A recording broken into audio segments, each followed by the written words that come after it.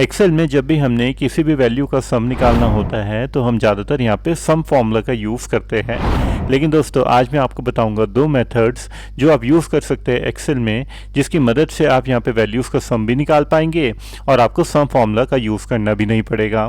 तो नमस्कार दोस्तों, मैं रितेश आप सबका स्वागत करता हूँ एक्सेल लर्निंग के चैनल में।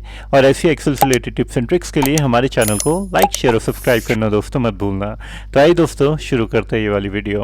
अब देखिए दोस्तों, हमारे पास एक्सेल में ये वाला डाटा है और अगर हम चाहते हैं यहाँ पे एनुअल सैलरी का सम निकालना तो आप बहुत ही आसानी से यहाँ से निकाल सकते हैं। तो जस्ट आपने क्या करना है, यहाँ पे क्लिक करना है और अपनी रेंज सेलेक्ट कर लेनी है। तो उसके लिए मैं यहाँ पे क्लिक करता हूँ, कंट्रोल शिफ्ट और डाउन एरो से अपनी रेंज सेलेक्ट कर लेता हूँ और आपका सम हो चुका है।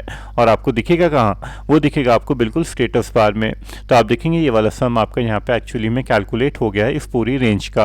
और अगर आप इस पर देखिए राइट क्लिक करेंगे तो आपको यहाँ पे और भी फॉर्मूलेस मिल जाएंगे जो बेसिक फॉर्मूलास यूज़ होते हैं एक्सेल में।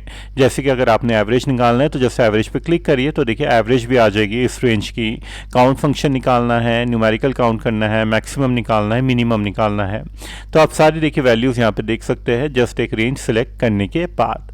आइए मैं आपको बताता हूँ सेकंड तरीका जिसकी मदद से आप यहाँ पे सम निकाल सकते हैं बिना सम फॉर्मूला यूज़ किए बिना।